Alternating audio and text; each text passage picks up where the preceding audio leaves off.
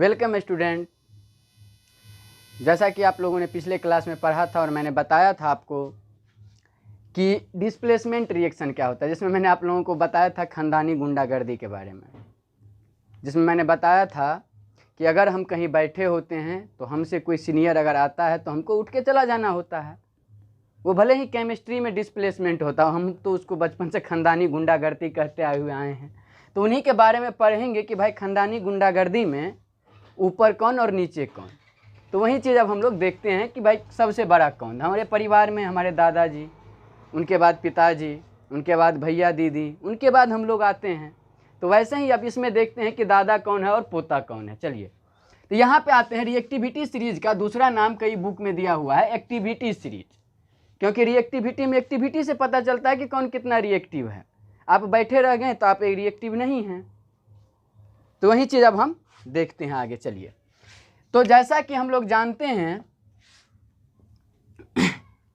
कि रिएक्टिविटी में रिएक्टिविटी से रिलेटेड बातचीत को हम लोग करेंगे। तो सबसे ज़्यादा रिएक्टिव कौन होता है? हमने कहा दादाजी। तो यहाँ पे दादाजी कौन हो गया? पोटेशियम, उसके बाद सोडियम, उसके बाद बेरियम। तो ये सीनियरिटी टेबल होता है एक तरह से। और हमने आपको यहाँ पे लिख के दिखा दिया है कि ये रिएक्टिविटी क्या कर रहा है, ऊपर की तरफ इंक्रीज कर रहा है। तो कहने का मतलब कि जो सबसे नीचे होगा बाबू क्या हो जाएगा? Less reactive. और जो ऊपर होगा वो मोस्ट रिएक्टिव, बीच वाला मॉडरेट रिएक्टिव।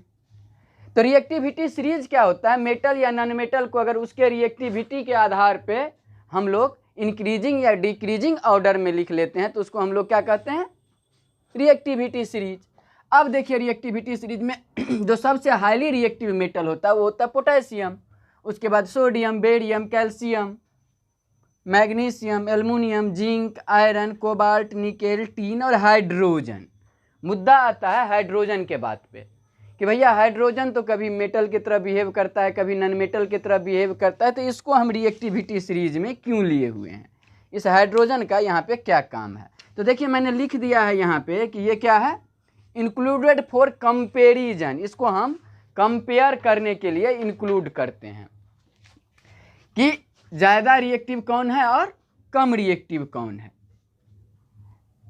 तो रिएक्टिविटी सीरीज आपको हो गया कि मेटल और नॉन मेटल को इंक्रीजिंग या डिक्रीजिंग ऑर्डर में अगर हम अरेंज कर देते हैं तो उसको रिएक्टिविटी सीरीज कहते हैं। अगर हम इंक्रीजिंग ऑर्डर में किए हैं इस तरह से नीचे से ऊपर की तरफ इंक्रीजिंग, तो जो सबसे ज़्यादा ऊपर होगा वो क्या हो जाएगा? Highly reactive. और जो हाईली रिएक्टिव मेटल्स होते हैं वो वाटर के साथ रिएक्ट कर लेते हैं आसानी से। दूसरी बात है कि जो उससे कम होता है वो एसिड के साथ आसानी से कर लेता है। और नीचे का जो ये एलिमेंट सब है ये क्या है? हाईली अनरिएक्टिव है। तो हम कंपैरिजन करते हैं ऐसे कि हाइड्रोजन से ऊपर का जो एलिमेंट है वो हाइड्रोजन के नीचे के एलिमेंट को डिस्प्लेस कर देता है। एज फॉर एग्जाम्पल, ये कॉपर का सल्फेट है और इसमें हम ऊपर से कोई मैग्नीशियम डाल दिए तो मैग्नीशियम के साथ रिएक्ट करके ये मैग्नीशियम का सल्फेट बना लेता है और कॉपर को डिस्प्लेस कर देता है। यही होता है रिएक्टिविटी सीरीज का यूज कि डिस्प्लेसमेंट रिएक्शन में उसको हम कैसे यूज करेंगे, कौन ज़्यादा रिएक्टिव होगा, कौन कम रिएक्टिव होगा। यही आपका होता है रिएक्टिविटी सीरीज। इसी का दूसरा नाम होता है एक्टिविटी सीरीज। जो लेस रिएक्टिव मेटल होता है वो नीचे होता है, जो हाईली रिएक्टिव मेटल है उसको हम लोग ऊपर पोजीशन देते हैं। जैसे हम अपने घर में भी देखते हैं, अगर हमारे घर में कोई बड़े हमसे आए हुए हैं तो उनको हम चेयर देते हैं उस खुद उठ के, और दूसरा क्या करते हैं, हम दूसरे चेयर पे बैठ जाते हैं। ऐसे एग्जाम्पल लेते हैं, मेरे घर में एक अच्छा चेयर है और एक खराब है, मतलब थोड़ा टूटा हुआ है। अगर हमारे यहाँ कोई हमसे बड़ा लोग आता है तो हम क्या करते हैं, बड़ा लोग का मतलब हमसे सीनियर, तो हम उसको खड़ा होकर दूसरा उसको चेयर ऑफर करते हैं, भैया अच्छे चेयर पे आप बैठिए, और हम दूसरे चेयर पे बैठ जाते हैं, नहीं तो हम नीचे बैठ सकते हैं। यही होता है रिएक्टिविटी सीरीज कि highly reactive metal less reactive metal को डिस्प्लेस कर देता है। उसके सीनियरिटी टेबल को हम लोग क्या कहते हैं? रिएक्टिविटी सीरीज या एक्टिविटी सीरीज। अब देखिए, ये जो मेटल है वो एसिड के साथ आसानी से आपको रिएक्ट कर लेता है। जैसे जिंक है, इसको हम HCl के साथ रिएक्ट करवाएंगे तो ये क्या बना लेगा? ZnCl plus H2। और ये सारे वाटर के साथ रिएक्ट करेंगे। जैसे पोटेशियम है, इसको हम H2O के साथ रिएक्ट करवा देंगे तो ये क्या बना देगा? KOH प्लस H2, इसको हम बैलेंस कर लेंगे तो ये 2KOH हो गया, इधर 2K हो गया, हाइड्रोजन 4 हो गया तो 2H2O। इसको अगर हम बैलेंस करें तो ZN और ये HCl हाइड्रोजन 2 है तो 2HCl, जिंक 2 और ये 2, ये बैलेंस हो गया। तो यही सारी बातें हैं। अब इसमें एक बात आप लोगों को हमको बताना था कि केमिकल रिएक्शन को हम मोर इन्फॉर्मेटिव कैसे बनाते हैं। तो मोर इन्फॉर्मेटिव मतलब कि केमिकल रिएक्शन अगर लिखा हुआ है तो उसको हम मोर रिएक्टिव बनाने के लिए उसमें उसका जो कुछ सिंबॉलिक रिप्रेजेंटेशन होता है उसको इंक्लूड कर देते हैं। उसको क्या करते हैं? इंक्लूड कर देते हैं। तो कैसे इंक्लूड करते हैं बाबू, देखते हैं इस बात को हम। मान लीजिए दुनिया में जितने भी मटेरियल है 9th क्लास में हम लोग पढ़े हैं कि जनरली उसका 3 फॉर्म होता है, वैसे बुक में 5 दिया हुआ है।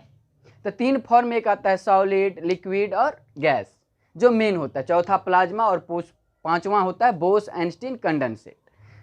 चलिए तो इसके बारे में अब हम लोग देखते हैं। अगर कोई मटेरियल सॉलिड है, एज फॉर एग्जांपल NaCl, ये सॉलिड क्रिस्टल के फॉर्म में पाया जाता है। तो अगर इसको हम जैसे रिएक्शन करवाएं HCl प्लस NaOH, ये फॉर्म करेगा आपको NaCl और प्लस H2O। तो इसमें हम क्या करेंगे, अगर ये HCl एक्वस या लिक्विड फॉर्म में है, इसमें क्या क्या आया है? HCl, एक आया है बाबू H2O और NaCl, एक आया है NaOH। इसमें 4 तरह के केमिकल का मैंने यूज किया है। अगर NaCl मेरा यहाँ पे सॉलिड फॉर्म में मिलता है तो यहाँ पे हम S लिख देते हैं, S फॉर सॉलिड। HCl अगर मेरा लिक्विड है तो इसको लिक्विड लिख देते हैं। अगर कहीं पे ये पानी है तो पानी को हम लोग लिक्विड ही लिखते हैं, वाटर है। NaOH मान लेते हैं हम पानी में घुला हुआ है तो इसको हम एक्वस लिख देते हैं। यही है इसको मोर इन्फॉर्मेटिव बनाने का तरीका। मोर इन्फॉर्मेटिव कैसे बनाते हैं हम इसको, इसके स्टेट को दिखा देते हैं। अब कुछ रिएक्शन ऐसे होते हैं जिसका कुछ स्पेशल कंडीशन होता है। जैसे मान लेते हैं हम जिप्सम लेते हैं तो जिप्सम का फार्मूला होता है CaSO4 इंटू 2H2O। इसको जब हम 120 डिग्री सेल्सियस पर हीट करते हैं तो ये बना लेता है CaSO4 इंटू हाफ H2O और प्लस 1:1/2 H2O। अब इसको हम मोर इन्फॉर्मेटिव कैसे किया कि यहाँ पे वो दिखा दिए हम। इसमें हीट अप्लाई किया, मैंने बताया था ये डेल्टा जो होता है चेंज इन हीट का, चेंज का सिंबल होता है। लेकिन यहाँ पे अगर हीट चेंज करे तो यहाँ पे वो बताएगा कि इसमें हीट मैंने अप्लाई किया है। डेल्टा ये हो गया। सॉलिड के लिए S, लिक्विड के लिए L, लिक्विड के लिए L, एक्वस के लिए AQ। अगर कोई ऐसा रिएक्शन है जिसमें क्या होता है कि गैस रिलीज कर, मैंने बता रहा था आपको कि भैया ये NaCl सॉलिड फॉर्म में है, HCl लिक्विड फॉर्म में है, कहीं कहीं पे HCl गैस होगा। HCl गैस होगा तो इसको हम G से डिनोट करेंगे। रिएक्शन में अगर टेम्परेचर हम दे रहे हैं तो उसको हम टेम्परेचर इंक्लूड कर देंगे। अगर हीट दे रहे हैं तो हीट इंक्लूड कर देंगे। कुछ ऐसे रिएक्शन होते हैं जिसमें गैस बनता है, जैसे HCl और प्लस Na का अगर रिएक्शन होगा तो ये NaCl प्लस H2 रिलीज करेगा। तो गैस को हम लोग इस तरह से डिनोट करते हैं। ये सॉलिड हो गया, ये Na क्या था? सॉलिड था। ये एक्वस था मान लेते हैं तो ये एक्वस हो गया। कुछ ऐसे रिएक्शन होते हैं जिसमें प्रिसिपिटेट बनता है, जैसे हम बताए थे AgNO3 अगर हम लेते हैं प्लस इसमें अगर हम NaCl से रिएक्ट करवा देते हैं तो ये NaNO3 बनाता है और प्लस AgCl बनता है। तो AgCl PPT होता है। तो इसको हम नीचे की तरफ एरो करके दिखाते हैं या फिर PPT से इनको डिनोट कर देते हैं। तो यही सब एक तरीका है। कुछ ऐसे रिएक्शन होता है जिसमें कैटेलिस्ट यूज होता है। कुछ ऐसे रिएक्शन होते हैं जिसमें क्या होता है? पॉइजनर यूज होता है। कैटेलिस्ट और पॉइजनर क्या होता है? कैटेलिस्ट होता है वो केमिकल जो रेट ऑफ रिएक्शन को इंक्रीज कर दे बिना उसमें पार्टिसिपेट किए हुए। जैसा कि कल 2 लोग बातचीत कर रहे थे, मैं गया तब जाके वो दोनों में मारपीट हुआ। तो वहाँ पे मैंने क्या किया? कैटेलिस्ट का फॉर्म किया, उस रिएक्शन में पार्टिसिपेट भी नहीं किया और उन लोगों को मारपीट भी करवा दिया। तो कहने का मतलब वही कैटेलिस्ट होता है जो रेट ऑफ रिएक्शन में क्या करे कि पार्टिसिपेट नहीं करे और उसके रेट को इंक्रीज कर दे। अब पॉइजनर क्या होता है? पॉइजनर वो होता है जो रेट ऑफ रिएक्शन को डिक्रीज कर दे। 2 लोगों में झगड़ा हो रहा था, मैं गया तो उसको फिर बातचीत किया और जाके उनका झगड़ा समाप्त हुआ। वहाँ पे मैं क्या हो गया? उसके झगड़ा के लिए पॉइजनर की तरह हो गया। यही होता है कैटेलिस्ट और पॉइजनर। कैटेलिस्ट जो होता है रेट ऑफ रिएक्शन को इंक्रीज कर देता है, जैसे मैंने बातचीत को झगड़े में तब्दील कर दिया। और झगड़ा को फिर शांत किया। तो वहाँ झगड़ा शांत करने के समय में मैं एक पॉइजनर हो गया, जो उस झगड़ा में पार्टिसिपेट नहीं किया लेकिन झगड़ा को शांत कर दिया। पहले कंडीशन में मैं वहाँ गया, बातचीत को भड़काया, तब जाके उनमें झगड़ा हुआ। तो जो झगड़ा करवाने वाला था वो झगड़ा में पार्टिसिपेट नहीं किया, मैंने बस कहा, तो उसको मैं क्या कहता हूँ, कैटेलिस्ट, जो रेट ऑफ रिएक्शन को इंक्रीज कर देता है, और जो उसको डिक्रीज करता है उसको क्या कहते हैं, पॉइजनर। तो कैटेलिस्ट वहाँ पे इंडिकेट कर दिया जाता है। यही सब ऐसा तरीका है जिससे हम लोग क्या करते हैं, रेट ऑफ रिएक्शन को मोर इन्फॉर्मेटिव बनाने का काम करते हैं।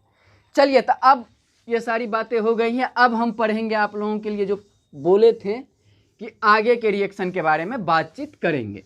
तो चलिए अब आगे के रिएक्शन के बारे में हम बातचीत करते हैं। अब हमको डिस्प्लेसमेंट रिएक्शन के बाद बाबू पढ़ना था डबल डिस्प्लेसमेंट रिएक्शन। एक पढ़े थे खानदानी गुंडागर्दी, अब उसके आगे पढ़ेंगे कि भाई खानदानी में ज़्यादा गुंडागर्दी कब होता है। तो इन्हीं गुंडागर्दी के बारे में अब हम लोग जानेंगे।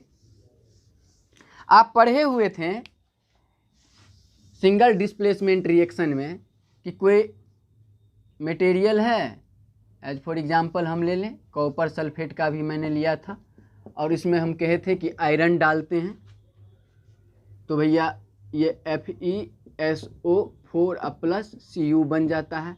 तो इसमें भी इसके मटेरियल के स्टेट को इंडिकेट करके हम मोर इन्फॉर्मेटिव बना सकते हैं, इसके कलर को इंडिकेट करके हम मोर इन्फॉर्मेटिव बना सकते हैं। अब ये हो गया सिंगल डिस्प्लेसमेंट रिएक्शन। यहाँ पे आप देख रहे हैं कि फेरस के द्वारा कॉपर को डिस्प्लेस कर दिया गया। अब डबल डिस्प्लेसमेंट रिएक्शन का अगर हम बात करें, जैसे अभी मैंने लिया था AgNO3 और प्लस NaCl, ये दोनों मिलके आपको बना लेता है NaNO3 और प्लस AgCl। चलिए, ये हो गया सिल्वर नाइट्रेट, ये हो गया सोडियम क्लोराइड, और उसके बाद ये बना लिया सोडियम नाइट्रेट और सिल्वर क्लोराइड। यहाँ पे देखिए कि दो डिस्प्लेसमेंट हो रहा है। आप जानते हैं कि मेटल के ऊपर पॉजिटिव चार्ज होता है, क्योंकि मेटल क्या होता है, इलेक्ट्रोपॉजिटिव होता है, वो अपना इलेक्ट्रॉन डोनेट करता है। और नॉन मेटल क्या होता है, इलेक्ट्रॉन एक्सेप्टर होता है, वो अपना इलेक्ट्रॉन एक्सेप्ट करता है। यहाँ पे जनरली हम लोगों के यहाँ क्या होता है कि हम अगर किसी को कुछ देते हैं बाबू, तो क्या होता है कि मेरे यहाँ से वो कम हो गया, तो उसको हम क्या कहेंगे कि मेरा लॉस हो गया। लेकिन यहाँ मेटल में नहीं है, यहाँ बात होती है बड़े थोड़ा सा लेवल ऊपर करते हैं हम लोग सोचने का। जैसे कोई अगर दान किया तो उसके ऊपर क्या होता है, पॉजिटिव आया, तो नहीं कहता है कि दान करने से घटता नहीं है, तो वही बात यहाँ पे है। तो हम लोग अगर किसी को इलेक्ट्रॉन देते हैं तो मेरे ऊपर क्या आता है, पॉजिटिव चार्ज होता है। केमिस्ट्री के भाषा में क्या होता है कि कोई भी मेटल अगर अपना इलेक्ट्रॉन डोनेट करता है, और जितना डोनेट करता है उतना उसके ऊपर पॉजिटिव चार्ज आता है। जैसे अगर सोडियम 1 इलेक्ट्रॉन डोनेट करता है तो इसके ऊपर 1 पॉजिटिव चार्ज, मैग्नीशियम अगर 2 इलेक्ट्रॉन डोनेट करता है तो 2 पॉजिटिव चार्ज, एल्युमिनियम अगर 3 करता है तो इसके ऊपर 3 पॉजिटिव चार्ज। वैसे ही एक इलेक्ट्रॉन एक्सेप्टर होता है आपको नॉन मेटल। जैसे क्लोरीन अगर 1 इलेक्ट्रॉन एक्सेप्ट करता है तो उसके ऊपर 1 निगेटिव चार्ज, ऑक्सीजन अगर 2 करता है तो 2 निगेटिव चार्ज। इसी तरह से हम लोग उसको डिनोट करते हैं कि कौन कितना इलेक्ट्रॉन लिया है और कौन कितना इलेक्ट्रॉन दिया है। इसी बात को अब हम लोग देखते हैं। चलिए, यहाँ पे हम देख रहे हैं डबल डिस्प्लेसमेंट। अब स्वाभाविक बात है कि अगर सोडियम और सिल्वर एक साथ रहेगा तो रिएक्टिविटी सीरीज में आपने देखा था कि सिल्वर बहुत नीचे था, हाइड्रोजन से भी नीचे था। तो सिल्वर क्या करता है उसको, सोडियम क्या करता है, सिल्वर को डिस्प्लेस कर दिया। अब ये पॉजिटिव चार्ज वाला अपने पॉजिटिव चार्ज वाले जो कम पावरफुल था, कम रिएक्टिव था, उसको क्या किया बाबू, डिस्प्लेस कर दिया।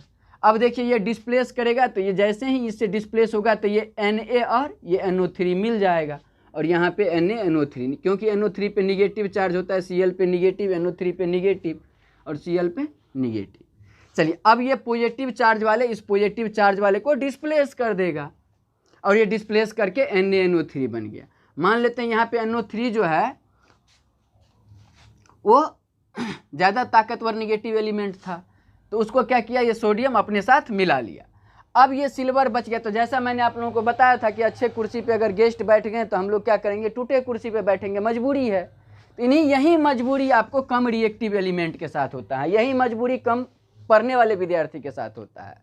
अगर आप अच्छे से पढ़ते हैं, आपकी तैयारी अच्छी होती है, आपके नंबर अच्छे आते हैं, तो आपको अच्छे कॉलेजेज मिलेंगे। और अगर आपके नंबर कम आते हैं तो बस जो कॉलेज मिल जाए उसमें आपको एडमिशन लेना होगा। तो यही चीज़ यहाँ भी है। अगर आपके पास ज़्यादा नंबर आया तो कॉलेज वाले आपको आके कहेंगे कि बाबू मेरे यहाँ एडमिशन लीजिए। अगर आपके नंबर कम आते हैं तो आपको कॉलेज वाले को जाके कहना होगा कि भाई मेरा एडमिशन ले लीजिए आप। तो यही चीज़ यहाँ भी होता है। अब जो अच्छे बच्चे थे उनका अच्छे सीट पे एडमिशन हो गया, NaNO3 के साथ चल गया, अब Ag बच गया, इसकी मजबूरी है कि ये Cl के साथ जाएगी और ये Cl के साथ जाके यहाँ पे AgCl फॉर्म कर लिया। तो यहाँ पे 2 बार डिस्प्लेसमेंट हुआ, एक बार Na के द्वारा Ag को किया गया और फिर क्या हुआ कि Ag यहाँ पे Cl के साथ आ गया। तो यही चीज़ इसमें डबल डिस्प्ले, यही चीज़ के कारण इसको क्या कहते हैं हम लोग, डबल डिस्प्लेसमेंट रिएक्शन। यहाँ पे 2 बार डिस्प्लेसमेंट हुआ है। तो उम्मीद करते हैं आप लोगों को डबल डिस्प्लेसमेंट रिएक्शन समझ में आया होगा।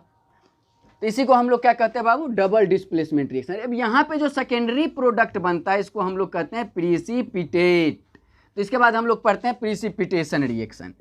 प्रीसिपिटेशन रिएक्शन हम बता रहे थे आप लोगों को कि प्रीसिपिटेशन रिएक्शन। तो इससे पहले हम जानते हैं कि डबल डिस्प्लेसमेंट रिएक्शन का डिफाइन क्या होगा, वो मैंने आप लोगों को नहीं बताया। तो डबल डिस्प्लेसमेंट रिएक्शन को हम इस तरह से डिफाइन करते हैं, the reaction in which compounds are formed by the exchange of ion. यहाँ पे क्या हुआ बाबू, आयन्स का एक्सचेंज हुआ। ये आप देख रहे हैं, ये पॉजिटिव आयन्स इस निगेटिव आयन्स के साथ गया और ये निगेटिव पॉजिटिव आयन्स इस निगेटिव आयन्स के साथ गया। इसको सिंपली हम डिफाइन कर सकते हैं, the reaction in which compounds are formed by the exchange of ion. अब आते हैं हम लोग प्रीसिपिटेशन रिएक्शन पे। ये बहुत ही आसान है। डबल डिस्प्लेसमेंट रिएक्शन जितने भी होते हैं वो सब क्या होता है, प्रीसिपिटेशन रिएक्शन होता है। जितने भी डबल डिस्प्लेसमेंट रिएक्शन होते हैं उसको क्या कहते हैं, प्रीसिपिटेशन रिएक्शन कहते हैं। तो प्रीसिपिटेशन रिएक्शन को हम इस तरह से डिफाइन कर सकते हैं, the reaction in which precipitated are formed are called precipitation reaction. Simple सा, जिसमें कचरा बनता है वो क्या होता है, कचरा वाला रिएक्शन होगा। प्रीसिपिटेट का मतलब क्या, कचरा, जो इनसोल्यूबल सब्सटेंस होगा, वेस्ट सब्सटेंस होगा। वैसे वेस्ट का भी यूज होता है, वो अलग चीज। तो यहाँ पे हम लोग पढ़ेंगे precipitation reaction, the reaction in which precipitated are formed are called precipitation reaction. जिस रिएक्शन में प्रीसिपिटेट बनता है उसको हम लोग प्रीसिपिटेशन रिएक्शन कहते हैं। और प्रीसिपिटेट क्या होता है, इसके लिए मेरा फर्स्ट वीडियो देखिए जिसका लिंक आपको चैनल पे मिल जाएगा। प्रीसिपिटेट को मैंने अच्छे से एक्सप्लेन किया था कि वो इनसोल्यूबल सब्सटेंस होता है, ये सब। अब हम पढ़ते हैं बाबू, अगला है neutralisation reaction. Neutralisation reaction, neutralisation reaction ये आप लोग 7th क्लास में एसिड बेस चैप्टर में पढ़े होंगे और आगे भी एसिड बेस का जो चैप्टर है उसमें आप लोग इसको पढ़े हुए। तो न्यूट्रलाइजेशन रिएक्शन क्या होता है कि आप जानते हैं एसिड क्या करता है, बेस को न्यूट्रलाइज कर देता है। तो the reaction in which acid neutralise the base are called neutralisation reaction. या इसका जस्ट अपोजिट हो जाएगा, the reaction in which bases neutralise the acid. Acid base एक दूसरे को न्यूट्रलाइज कर देता है, एक दूसरे के पावर को खत्म कर देता है। तो उस रिएक्शन को हम लोग क्या कहते हैं, न्यूट्रलाइजेशन रिएक्शन। आज for example acid plus base, जब कभी भी बाबू हम उसको मिलाएंगे तो क्या हो जाएगा, साल्ट प्लस वाटर। हमेशा कोई भी एसिड अगर हम ले, जैसे हम लेते हैं H2SO4, इसको हम मिला दिए KOH के साथ, पोटेशियम हाइड्रोक्साइड के साथ, तो ये बना लेगा पोटेशियम का सल्फेट प्लस H2। इन्हीं रिएक्शन को हम क्या देखिए, ये एसिड था अपना सल्फ्यूरिक एसिड, ये पोटेशियम हाइड्रोक्साइड है। ये दोनों जब भी मिलेगा तो एक दूसरे को क्या करेगा, न्यूट्रलाइज कर देगा। यहाँ पे भी डिस्प्लेसमेंट आप देख सकते हैं, ये डिस्प्लेसमेंट, सोडियम क्या किया, हाइड्रोजन को डिस्प्लेस कर दिया और सोडियम सल्फेट बना लिया और H ये OH के साथ मिलकर H2O बना लिया। तो ये हो गया न्यूट्रलाइजेशन रिएक्शन। अब इसके बाद अब हम लोग पढ़ेंगे रेडॉक्स रिएक्शन। अब क्या पढ़ेंगे, रेडॉक्स रिएक्शन। तो रेडॉक्स रिएक्शन का मतलब अभी हम आप लोगों को बताएंगे। रेडॉक्स रिएक्शन क्या होता है, रेडॉक्स रिएक्शन होता है बाबू, देखिए इसके नाम से ही पता चल रहा है, रेडॉक्स, रेड फॉर रिडक्शन और ox for oxidation, red for reduction और ऑक्स फॉर ऑक्सीडेशन। अब हम जानेंगे कि रिडक्शन क्या होता है और ऑक्सीडेशन क्या होता है। तो ऑक्सीडेशन वो होता है जिसमें क्या होगा, कोई रिएक्शन जिसमें ऑक्सीजन एक एलिमेंट से जाके दूसरे एलिमेंट में जुड़े तो उसको हम क्या कहते हैं, ऑक्सीडेशन। और जब कहीं से हाइड्रोजन हटे तो भी क्या हो जाएगा, ऑक्सीडेशन। मतलब ऑक्सीजन का जुड़ना और हाइड्रोजन का हटना, ये दोनों टर्म क्या है बाबू, ऑक्सीडेशन है। और रिडक्शन क्या होता है कि हाइड्रोजन का जुड़ना और ऑक्सीजन का हटना, ये क्या है reduction, addition of hydrogen and removal of oxygen. अगर किसी रिएक्शन में ऑक्सीजन जुड़ रहा है और हाइड्रोजन हट रहा है तो उसको हम लोग क्या कहेंगे, ऑक्सीडेशन। ऑक्सीजन जुड़ेगा तो हाइड्रोजन क्या होगा, हटेगा। और दूसरा में क्या है कि एडिशन ऑफ हाइड्रोजन, अगर हाइड्रोजन जुड़ रहा है और ऑक्सीजन हट रहा है तो उसको हम लोग क्या कहेंगे, रिडक्शन। तो ये दोनों प्रोसेस हमेशा एक साथ होता है। अगर एडिशन ऑफ ऑक्सीजन होगा तो removal of, addition of oxygen होगा तो रिमूवल ऑफ हाइड्रोजन होगा। एडिशन ऑफ ऑक्सीजन हो जाएगा तो रिमूवल ऑफ क्या हो जाएगा, हाइड्रोजन होगा। एडिशन ऑफ ऑक्सीजन में रिमूवल ऑफ हाइड्रोजन फिक्स है, वो होगा। तो वही चीज़ है, अगर ऑक्सीजन का एडिशन होगा तो रिमूवल हाइड्रोजन का होगा, हाइड्रोजन का एडिशन होगा तो रिमूवल ऑक्सीजन का हो। तो ये दोनों हमेशा साथ होता है, इसीलिए इसको हम लोग एक साथ क्या कहते हैं, रिडक्शन ऑक्सीडेशन रिएक्शन, और शॉर्टकट में कहते हैं रेडॉक्स रिएक्शन। शॉर्टकट में हम लोग क्या कहते हैं इसको, रेडॉक्स रिएक्शन। क्या कहते हैं, रेडॉक्स रिएक्शन। अब इसका हम एग्जाम्पल देखते हैं। यहाँ पे देखिए कॉपर ऑक्साइड को मैंने हाइड्रोजन के साथ रिएक्ट करवाया।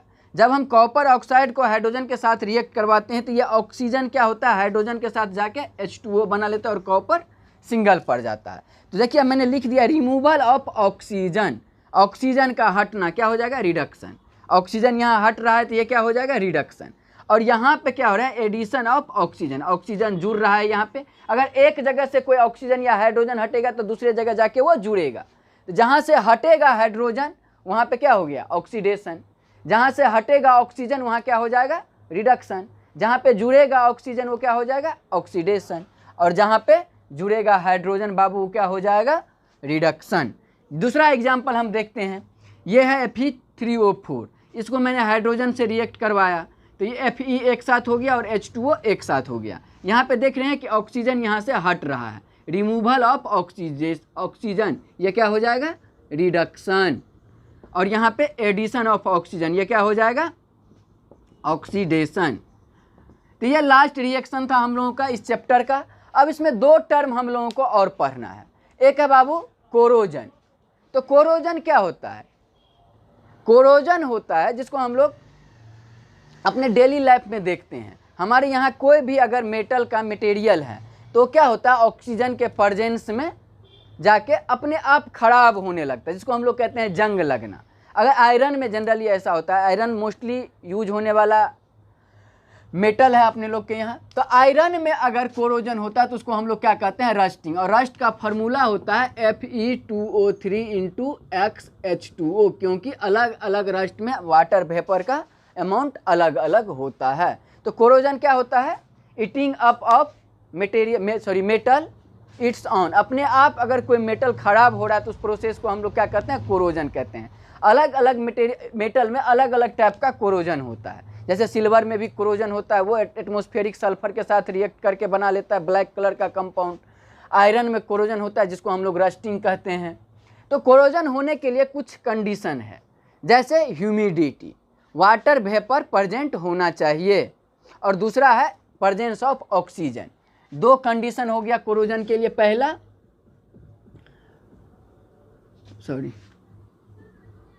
प्रेजेंस ऑफ ऑक्सीजन और दूसरा हो जाएगा प्रेजेंस ऑफ ह्यूमिडिटी। अगर ह्यूमिडिटी और ऑक्सीजन रहता है दोनों तो क्या हो जाता है, कोरोजन होता है। कोरोजन होने के लिए ये दो कंडीशन नेसेसरी है। कंडीशन होता है प्रेजेंस ऑफ ऑक्सीजन और प्रेजेंस ऑफ ह्यूमिडिटी। ह्यूमिडिटी क्या होता है, amount of water vapour present in atmospheric air.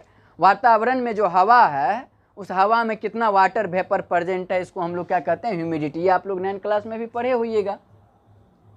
तो कोरोजन के लिए ये दो कंडीशन बाबू नेसेसरी है। अब है कि कोरोजन को हम लोग रोक कैसे सकते हैं।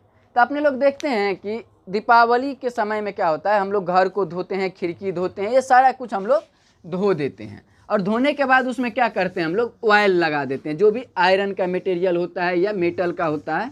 पुराने समय में लोग ऐसे करते थे कि उसके ऊपर तेल लगा देते थे। इस चक्कर में वो क्या करते थे ना कि लकड़ी के मटेरियल पर भी तेल लगा देते थे। तो उनका ये व्यू होता था कि भाई दीपावली के बाद ठंडी आती है, ठंडी में ह्यूमिडिटी बढ़ जाता है, और ठंडी में जब ह्यूमिडिटी बढ़ जाएगा तो स्वाभाविक बात है बाबू क्या हो जाएगा कि मेटल का कोरोजन बढ़ेगा। इसी कारण से वो लोग उस पर क्या करते थे, ऑयल लगा देते थे। इसके बाद धीरे धीरे जैसे जैसे पेंट वगैरह सब आया तो लोग उसको पेंटिंग करने लगे साल में एक बार दीपावली के टाइम में। तो ये सेंस ऑफ ह्यूमर लगाने वाली बात है कि दीपावली के टाइम में ही हम लोग क्यों करते थे, क्योंकि उसके बाद ठंडी आती है, ठंडी में ह्यूमिडिटी बढ़ती है और मेटल कोरोड कर जाता है। यही कारण होता है कि हम लोग उस टाइम में उसका पेंटिंग ऑयलिंग कर देते हैं। तो कोरोजन से बचाने का सबसे पुराना उपाय हो गया by oiling, by painting, by greasing. अब आता है बाबू रे कि एक मेटर आता है जो कहते हैं गैल्वेनाइजेशन। गैल्वेनाइजेशन क्या होता है कि जब कभी किसी मेटल के ऊपर जिंक का लेयर हम लोग चढ़ा देते हैं तो उसको हम लोग क्या कहते हैं, गैल्वेनाइजेशन। क्या कहते हैं, गैल्वेनाइजेशन। तो ये भी एगो कोरोजन से बचने का उपाय है। अब है एल्वाइंग। एल्वाई क्या होता है कि दो या तीन मेटल को हम लोग एक साथ मोल्टेन स्टेट में करके उसको फिर कोल्ड कर देते हैं, तो उसको हम लोग क्या कहते हैं, एल्वाइंग। क्या कहते हैं, एल्वाइंग। एल्वाई बनाने का प्रोसेस है। यही सब मेटल है जिससे कोरोजन को हम लोग रोक सकते हैं। अब एक टर्म पढ़ना है रेनसीडीटी। रेनसीडीटी क्या होता है, spoiling of food material in the presence of oxygen. हम लोग खाना बनाते हैं और कुछ बच के अगर रह जाता है तो आप अगले दिन देखते हैं कि वो खराब हो जाता है। वो बात अलग है कि किसी किसी बच्चे को मम्मी पापा ज़बरदस्ती वहीं खिलाता है, तो वही चीज़ होता है। अब जो मटेरियल, कुछ ऐसे मटेरियल होता है जो बहुत जल्दी उस रेनसीड हो जाता है, तो उस प्रोसेस को क्या कहते हैं हम लोग, rancidity, spoiling of food material in the presence of oxygen. तो वो हो गया रेनसीडिटी। अब रेनसीडिटी से बचने का क्या उपाय है, रेनसीडिटी के लिए भी ऑक्सीजन का प्रेजेंस होना जरूरी है। ऑक्सीजन के प्रेजेंस में ही रेनसीडिटी होता है। आप लोग देखते हैं कि चावल जो होता है गर्मी के दिन में और टेम्परेचर हाई होता है तो रेनसीडिटी जल्दी होता है। गर्मी के दिन में अपना चावल जो बना हुआ होता है वो जल्दी ख़राब हो जाता है, सब्जी जो होता है जल्दी स्पॉइल कर जाता है, महकने लगता है। लेकिन ठंडी के दिन में क्या होता है, वो ज़्यादा दिन तक टिकता है। मेरे तो कितने बच्चे हैं जो क्या करता है कि ठंडी के टाइम में एक दिन बना के 3 दिन तक खाता है। हम लोग खुद ऐसा करते थे जब हम लोग 12th में थे। उस टाइम की बात है कि हम लोग एक दिन पराठा बनाते थे और एक दिन टमाटर का चटनी बना के 3 दिन तक उनको खाते थे, खाना नहीं बनाना पड़ता था। यही चीज़ होती है, ठंडी के दिन में रेनसीडिटी स्लो होता है और गर्मी के दिन में वो फास्ट हो जाता है। तो रेनसीडिटी से बचने का क्या उपाय है, हम देखते हैं अपने यहाँ मम्मी दादी क्या करती हैं, अचार बनाती है, तेल कम रहेगा तो उसको टाइट कंटेनर में पैक कर देती है। क्यों, क्योंकि उसमें ऑक्सीजन न जाएगा न वो रेनसीड हो जाएगा। दूसरा है कि उसमें तेल भर के रख देती है। तो तेल भर के रखने का मतलब क्या है कि ना उसमें ऑक्सीजन जा पाएगा और ना ही वो रेनसीड हो पाएगा। अब मॉडर्न टेक्नोलॉजी है, उसको हम लोग फ्रीजिंग कर देते हैं। तो यही सब प्रोसेस से हम लोग रेनसीडिटी से फूड मटेरियल को बचाते हैं। तो इसी के साथ आप लोगों का ये कंप्लीट चैप्टर खत्म हो गया।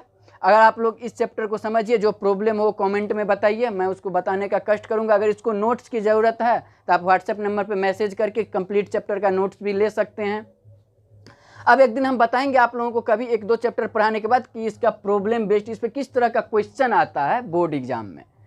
और इसी के साथ आप लोगों का ये पूरा कंप्लीट चैप्टर खत्म हो गया। जो हमारे पुराने वीडियो को नहीं देखे हैं वो डिस्क्रिप्शन में कुछ लिंक होगा, उस पर सब्सक्राइब करके आप देख सकते हैं। तो चलिए इसी के साथ आज का कंप्लीट सभा समाप्त।